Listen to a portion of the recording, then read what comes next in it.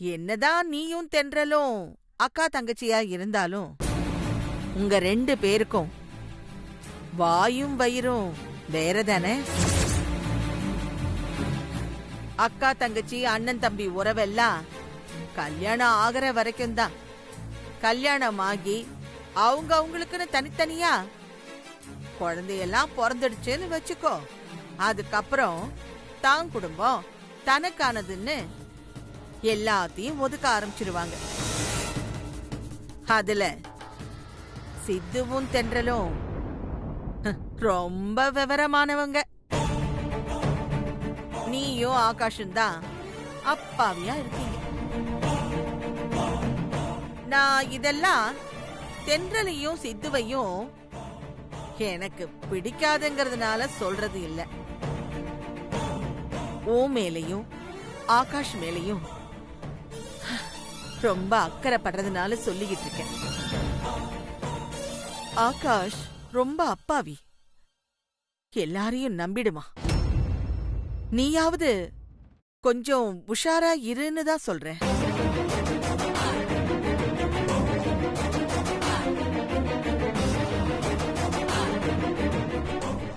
இதெல்லாம் நீ புரிஞ்சுக்கணுங்கிறதுக்காகத்தான் உன்கிட்ட சொல்றேன்.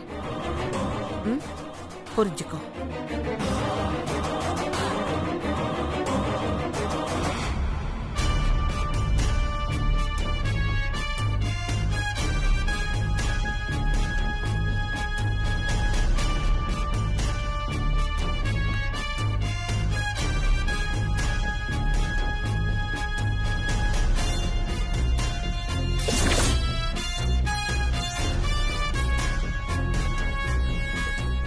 நாம இப்ப சொன்னதெல்லாம் கேட்டு இவ கொஞ்சம் குழம்ப ஆரம்பிச்சுட்டா. இவளை இப்படியே அடிக்கடி குழப்பி விட்டு தென்றல் சித்துவுக்கு எதிராக திருப்பி விட்டுற வேண்டியதுதான்.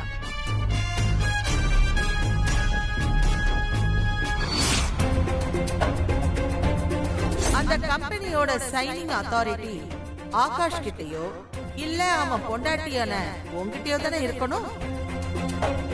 ஆகாஷ் பேரையோ இல்ல உன் பேரையும் வச்சிருக்கலாம்ல. அதை விட்டுட்டு தென்றல் பேரை எதுக்கு வைக்கணும்?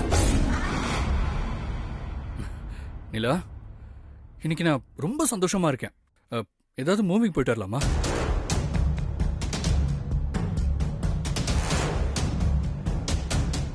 ஏய் நிலா, ஏய் என்ன நிலா, நான் மூவிக்கு போலாமான்னு கேக்குறேன், அதை கூட கவனிக்காம அப்படி என்ன யோசிச்சுட்டு இருக்க? அதான் எனக்கு ரொம்ப குழப்பமா இருக்கு. நீங்க ஏன் அக்காவுக்கு இவ்ளோ இம்பார்ட்டன்ஸ் கொடுத்துட்டு இருக்கீங்க? ஏய் நீ என்ன கேட்க வரேன்னு புரியல. இல்ல அத்தா, நீங்க அக்காவுக்கும் சித்து மாமாவுக்கும் நீங்க தனியா கம்பெனி வச்சு கொடுக்கணும்னு ஆசைப்பட்டீங்க. ஓகே, அந்த கம்பெனில எங்க அக்காவே எம்டியா இருக்கணும்னு சொன்னீங்க. அதுவும் ஓகே. ஆனா அந்த கம்பெனிக்கு என் அக்காவோட பேரை தான் வைக்கணும்னு சித்து மாமா சொன்னதும் நீங்க எந்த மறுப்பும் தெரிவிக்காம உடனே அக்செப்ட் பண்ணிக்கிட்டீங்க. அது ஏன் அத்தா? என்ன கேக்குற நீ? தென்றல் பேரை வச்சா நல்லா இருக்கும்னு சித்து சொன்னா, எனக்கும் அது சரியா தான் பட்டுச்சு. அதனால ஓகேன்னு சொல்லிட்டேன். சொல்ல போனா தென்றலோட பேரு அவங்க ஆரம்பிக்க போற கம்பெனிக்கு பொருத்தமான பேரும் தான். அந்த கம்பெனிக்கு அவ பேரை வைக்கிறதுக்கு தென்றல் கிட்ட நிறையவே தகுதி இருக்கு. அது மட்டும் இல்லாம தென்றலோட பேரை வச்சாதான் அது தங்களோட கம்பெனிங்கிற நினைப்பும் உரிமையும் முழுசா உண்டாகும். இதெல்லாம் யோசிச்சுட்டு தான் நான் ஓகேன்னு சொன்னேன். இல்லத்தான், தென்றல் அக்காவோட பேரு வச்சது ஓகே. ஆனா கொஞ்ச நாள்ல நம்ம பேரு வச்சிருக்கலாமேன்னு சித்து மாமாவுக்கு தோணுச்சுன்னா அது மூலமா அவங்க 2 பேருக்குள்ள ஈகோ கிளாஷ் ஆகி பிரச்சனை வராதா? அதுக்கெல்லாம் சான்ஸே இல்லை. ஏன்னா தென்றலும் சித்துவும் ஒருத்தருக்கு ஒருத்தர் தெளிவா புரிஞ்சு நடந்துக்கிறாங்க. அவங்கள மாதிரி ஹஸ்பண்ட் அண்ட் ஒய்ஃப் அமையறதெல்லாம் ரொம்ப அபூர்வம். சரி, திடீர்னு எதுக்கு இதெல்லாம் கேட்குற? ஒருவேளை கம்பெனிக்கு உன் பேரை வைக்கணும்னு உனக்கு ஏதாவது ஆசையா? இல்லத்தான், நான் அப்படியெல்லாம் ஆசைப்படல. அக்காவும் சித்து மாமாவும் ஒருத்தருக்கு ஒருத்தர் விட்டு கொடுத்துருக்காங்கன்னு நீங்களே சொல்றீங்க. அப்படிப்பட்டவங்களுக்கு நீங்க நிறைய ஹெல்ப் பண்றீங்க. ஆனா எனக்கு அந்த மாதிரி நீங்க கருணையை காட்ட மாட்டீங்களே. ஏய், உனக்கு இதுவரையும் நான் எதுவுமே செஞ்சது இல்லையா? நீங்க இது வரைக்கும் என்ன கேட்காமலே நிறைய விஷயங்கள் செஞ்சிருக்கீங்க. ஆனா நான் அதை பத்தி எல்லாம் பேச வரல. வேற எதை பத்தி பேசுற? இல்ல, என் அக்காவுக்காக நீங்க ஒரு தனியா கம்பெனி ஆரம்பிச்சு கொடுத்திருக்கீங்க. ஆனா எனக்காக நீங்க இந்த மாதிரி எந்த அங்கீகாரமும் கொடுக்கலையே. அட்லீஸ்ட் உங்க கம்பெனில எனக்கு ஒரு பொறுப்பான பதவியோ இல்ல ஷேரோ தரணும்னு உங்களுக்கு தோணவே இல்லையா தான்? நிலா, நீ கேட்கறதெல்லாம் குழந்தைத்தனமா இருக்கு. இதுக்கெல்லாம் நான் பதில் சொல்ல வேண்டிய அவசியமே இல்லை. இருந்தாலும் நீ கேட்கறதுக்காக நான் சொல்றேன், தப்பா எடுத்துக்காத. கம்பெனில ஏதாவது முக்கியமான பொறுப்பு எடுத்துக்கிற அளவுக்கு உன்கிட்ட இன்னும் பொறுப்போ பக்குவமோ திறமையோ எதுவுமே வரலன்னு நான் ஃபீல் பண்றேன்.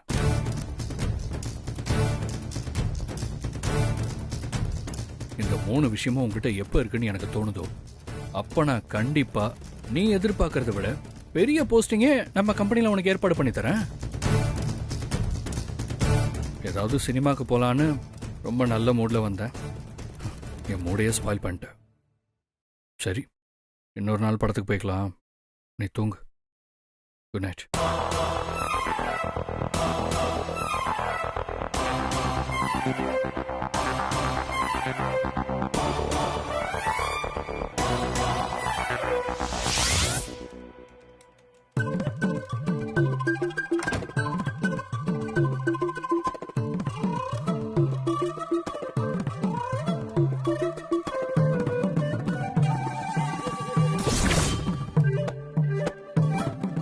என்ன இவ இன்னும் ஒர்க் பண்ணிக்கிட்டே இருக்கா?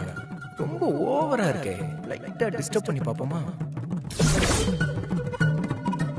தென்றல், ஹலோ மிஸ்டர், நான் இங்க சின்சியரா ஒர்க் பண்ணிட்டு இருக்கேன். கண்ணு தெரியலையா உங்களுக்கு? விடு விடு. அடப்பாரா, என்ன மேடம், இன்னும் நம்ம கம்பெனியே ஸ்டார்ட் பண்ணல, அதுக்குள்ள அதிகாரம்லாம் இப்படி தூள் பறக்குது. பின்ன ஒரு கம்பெனியோட எம்டினா சும்மாவா? நீ பாட்டுக்கு ஒரு எம்டியை வந்து டிஸ்டர்ப் பண்ணிட்டு இருக்க. இங்க பாருங்க மேடம், முதல்ல நம்ம கம்பெனியை ஆரம்பிக்கணும். அதுக்கப்புறம் அட்லீஸ்ட் ஒரு வாரமாவது எம்டிய எக்ஸ்பீரியன்ஸ் ஆகணும். அதுக்கப்புறம் தான் இந்த எம்டிங்கிற பந்தாலாம் இங்க காட்ட முடியும். அப்படியெல்லாம் ஒண்ணுமே இல்ல.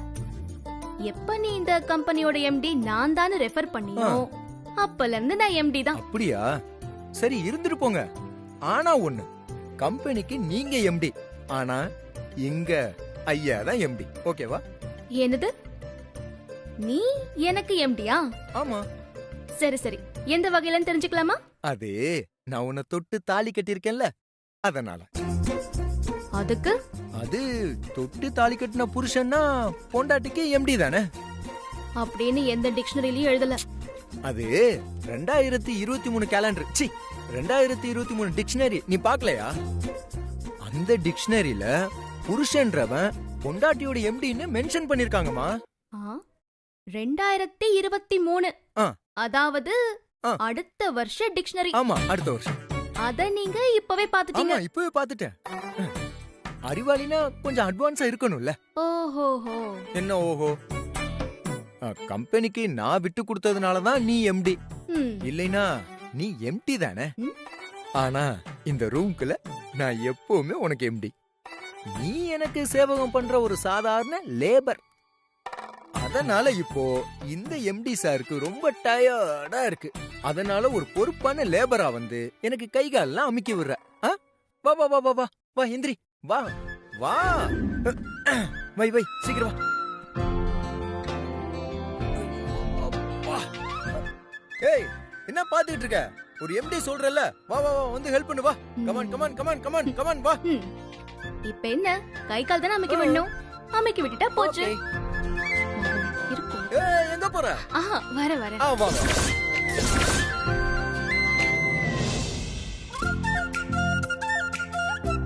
இப்படி போதும்ல? ஆஹா, சூப்பர். இந்த காலு வர.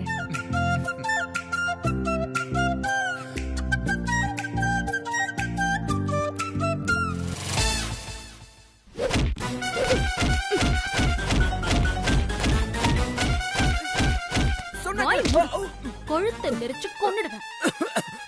நான் பாட்டுக்கு பொறுப்பா ஒர்க் பண்ணிட்டு இருந்தேன். நீ தானே இந்த தேவையில்லாம கை கால் அமைக்க விடுன்னு என்கிட்ட கேட்ட, அதான் அமைக்க விட்டுட்டு இருக்கேன்.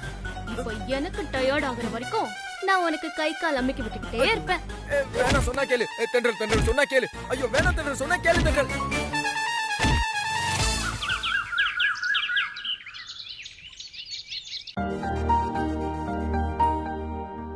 அம்மா அம்மா வணக்கம்மா, நல்லா இருக்கீங்களா? வாங்க ஜோசியர் பரந்தாமன், எப்படி இருக்கீங்க? நல்லா இருக்கம்மா, ரொம்ப நல்லா இருக்கேன். பார்த்து ரொம்ப நாள் ஆச்சு. என்ன திடீர்னு என்ன தேடி வந்திருக்கீங்க? உங்க பேரன் ஆகாஷ் தம்பி தான் என்ன வர சொன்னாருமா. ஆகாஷா? என்ன விஷயமா உங்களை வர சொன்னா? தம்பி ஏதோ புதுசா கம்பெனி ஆரம்பிக்க போறாராம், அதுக்கு பூஜைக்கு நல்ல நாள் குறிக்க என்ன வர சொல்லியிருக்காருமா. ஓஹோ, அப்படியா விஷயம்? ஆமாம்மா. ஜோசியரே, அந்த புது கம்பெனிய என் பேரன் அவனுக்காக ஆரம்பிக்கல. ஆமா, பொண்டாட்டியோட அக்கா தென்றல்னு ஒருத்தி என் வீட்டுல தங்கி இருக்கா. அவளுக்காக ஆரம்பிக்கிற கம்பெனி தான் அது. பரவாயில்லையம்மா, இந்த காலத்துல யாரும் தாம் பொண்டாட்டிக்கே இப்படி ஒரு விஷயத்தை செய்யறதுக்கு யோசிக்கிறாங்க. ஆனா உங்க பேரன் தாம் பொண்டாட்டியோட அக்காவுக்காக இவ்வளவு பெரிய விஷயத்தை செய்யறாரு. உண்மையிலே பெரிய மனசுமா உங்க பேரனுக்கு. அட நீங்க வேற, நான் சொல்றத கொஞ்சம் கேளுங்க. எனக்கு அந்த தென்றலை சுத்தமா பிடிக்காது. திமிர் பிடிச்சவ அவ. ஆகாஷ் அவளை பத்தி சரியாவே புரிஞ்சுக்காம அவளுக்காக கம்பெனி ஆரம்பிக்கிறான். இதை என்னால எப்படி ஏத்துக்க முடியும்? அதனால நீங்க என்ன பண்றீங்கன்னா, பூஜைக்கு நீங்க ஒரு கெட்ட நாளை குறிச்சு கொடுத்துருங்க. அம்மா பதட்டப்படாதீங்க பரந்தாமன். அந்த கெட்ட நாள்ல கம்பெனிய ஆரம்பிச்சு அந்த கம்பெனி உருப்படாம போகட்டும். அது எப்படிமா நான் தொழில் துரோகம் பண்ண முடியும்? என்ன பரந்தாமன், நீங்களே இந்த வார்த்தையை சொல்லிட்டீங்க. நீங்க ஏன் தொழில் துரோகம்னு நினைக்கிறீங்க? நான் உங்களுக்கு எத்தனை உதவி பண்ணியிருக்கேன். அதுக்கெல்லாம் உபகாரமா எனக்கு நன்றி கடன் செலுத்துறதா நினைச்சுக்கங்களேன். இதுக்கு ஏன் இவ்வளவு தயங்குறீங்க? நீங்க குறிச்சு கொடுக்கறது நல்ல நாளா இல்ல கெட்ட நாளான்னு அவங்களுக்கு என்ன தெரியவா போகுது? தைரியமா நீங்க கெட்ட நாளையே குறிச்சு கொடுங்க. இதுக்காக நான் உங்களுக்கு எவ்வளவு பணம் வேணும்னாலும் தரேன். சரின்னு சொல்லுங்க ஜோசியரே. சரிங்கம்மா, உங்களுக்காக நான் செய்யறேம்மா. அப்படி சொல்லுங்க.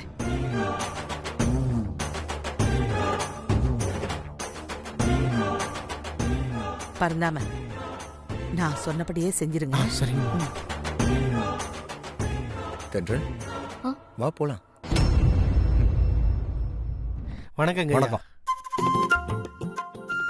வணக்கம் ஜோசியரே, என்ன அம்மா வர சொல்லியிருந்தாங்களா? இல்லங்க ஐயா, நம்ம ஆகாஷ் தம்பி தான் வர சொல்லியிருந்தாரு, அதான் வந்திருக்கேன். வானிலா. ஆகாஷ், நீ வர சொன்னதா ஜோசியர் வந்திருக்காரு. என்னப்பா விஷயம்? தென்றல் பேர்ல புதுசா கம்பெனி ஆரம்பிக்க போறோம். அது ஒரு நல்ல நாள்ல பூஜை போட்டு ஆரம்பிக்கணும்ல, அதான் நாள் குறிக்க நான் ஜோசியரை வர சொல்லிருக்கேன்.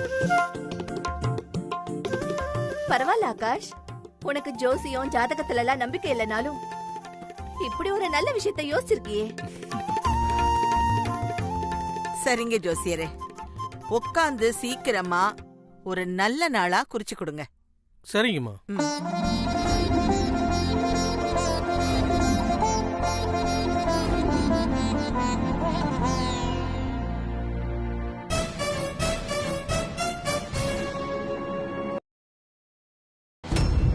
அம்மா, நாளைக்கே நாள் ரொம்ப நல்லா இருக்கு. ஆகாஷ் தம்பி, நாளைக்கே நீங்க பூஜையை போட்டு கம்பெனி ஆரம்பிச்சிடலாம்.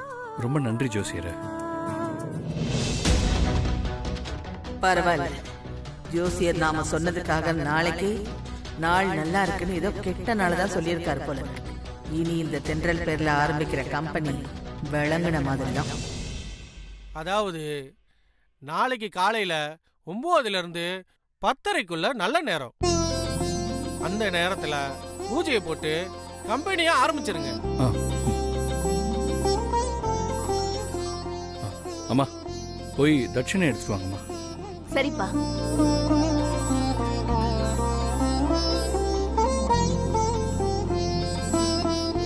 அம்மா நீங்களே கொடுத்துருங்கம்மா. சரிப்பா. கொடு.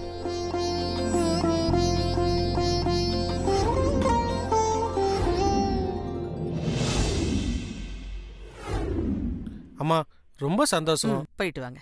வரங்க ஐயா. வாங்க. வரேன் தம்பி. தென்றல், அப்புறம் என்ன, நாளைக்கே பூஜையை போட்டு கம்பெனி ஸ்டார்ட் பண்ணா உனக்கு ஹாப்பி தானே? ரொம்ப சந்தோஷம். தேங்க்ஸ் ஆகாஷ். நீ வேற, எனக்கு எதுக்கு தேங்க்ஸ் எல்லாம்? சரி சரி, வாங்க எல்லாரும் சாப்பிடலாம். வாங்க வாங்க.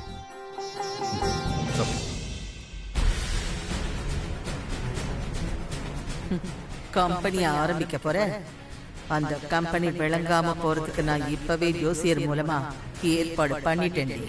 இதுக்கப்புறம் நீ எப்படி அந்த கம்பெனியை நல்லபடியா நடத்துறேன்னு நானும் பாக்குறேன். இவங்க பார்வையே சரியில்லையே. நாங்க எல்லாரும் வரதுக்கு முன்னாடி இவங்க அந்த ஜோசியர் கிட்ட ஏதோ தனியா ரகசியமா பேசிட்டு இருந்தாங்க. இப்போ நம்மள வேற ஒரு மாதிரியா பார்த்துட்டு போறாங்க. என்னவா இருக்கும்? எதுக்கும் அந்த ஜோசியரையே கூப்பிட்டு கேட்போம்.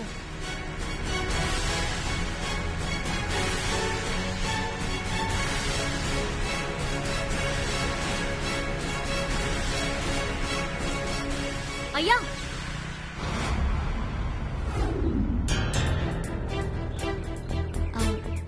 ஜோசியரையா, சொல்லுமா. நாங்க வரதுக்கு முன்னாடி ஆண்டாள் பாட்டி உங்ககிட்ட ஏதோ ரகசியம் பேசிட்டு இருந்தாங்கல்ல, அது என்னன்னு கொஞ்சம் சொல்ல முடியுமா?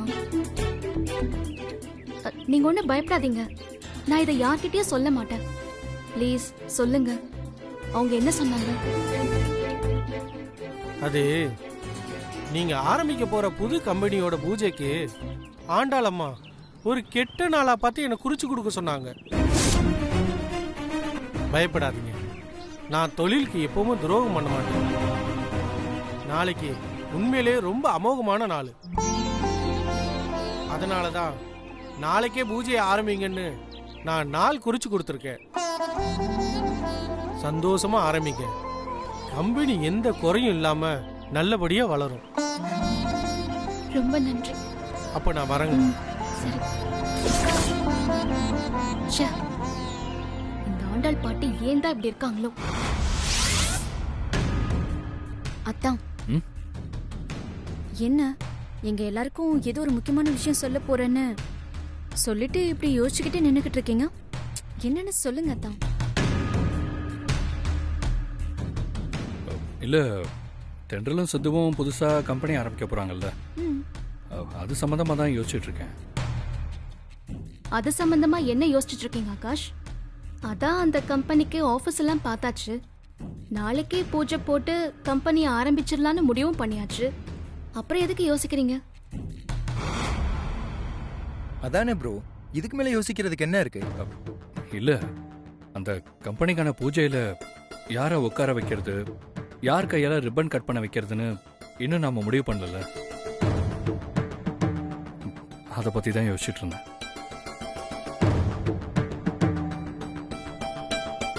இதுல யோசிக்கிறதுக்கு என்னப்பா இருக்கு? நாம எப்ப புதுசா கம்பெனி ஆரம்பிச்சாலும் அம்மா தானே ரிப்பன் கட் பண்ணுவாங்க.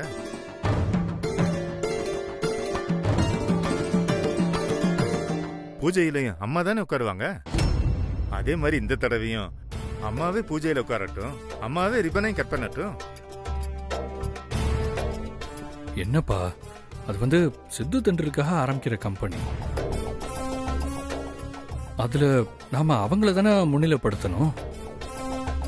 எனக்கு ஒரு யோசனை தோணுது, நான் சொல்லட்டுமா? சொல்லு ப்ரோ. பேசாம எங்க அம்மாவையே ரிப்பன் கட் பண்ண வச்சிடலாம். பூஜையில அம்மாவையும் அப்பாவையும் சேர்த்து உட்கார வச்சிடலாம். அது எப்படி? என் பையன் கூட சேர்ந்து சாரதா பூஜையில உட்கார்ந்துருவாளா? அப்படி உட்கார்ந்தா மாதவி மனசு வருத்தப்படாதா? அம்மா, இதுல உங்களுக்கு ஏதாவது மன வருத்தம் இருக்காமா? அதெல்லாம் ஒண்ணும் இல்லப்பா. உங்க அப்பா கூட அக்கா உட்கார்ந்தா என்ன, நான் உட்கார்ந்தா என்ன, எல்லாமே ஒண்ணுதான். இல்ல மாதவி, உனக்கு கண்டிப்பா மன வருத்தம் இருக்கத்தான் செய்யும். சித்து தப்பா எடுத்துப்பாங்கிறதுக்காக நீ மாத்தி எல்லாம் சொல்லாத. இல்ல அத்தை, எனக்கு ஒரு வருத்தமும் இல்ல. சாரதாக்காவே உட்காரட்டும். மாதவி, நான் என்ன சொல்ல வர்றேன்னா, ஆண்டாள், மாதவி தான் எந்த வருத்தமும் இல்லைன்னு சொல்லிட்டால, ஏன் திரும்ப திரும்ப குழப்பம் பண்ணிக்கிட்டே இருக்க? நீ கொஞ்சம் பேசாம இரு. சரி ஆகாஷ், சித்து சொன்ன மாதிரி பூஜையில சாரதாத்தையும் மாமாவும் உட்காரட்டும். ரிப்பனையும் சாரதாத்தையே கட் பண்ணட்டும். இல்ல தென்றல், அது நான் வேற ஒரு முடிவு எடுத்திருக்கேன். என்ன முடிவு தான்? இது தென்றல் சித்துவோட கம்பெனி தானே, அதனால பூஜையில தென்றலும் சித்துவும் சேர்ந்தே உட்காரட்டுமே. வேணா தென்றல் ரிப்பன் கட் பண்ணிட்டோம்.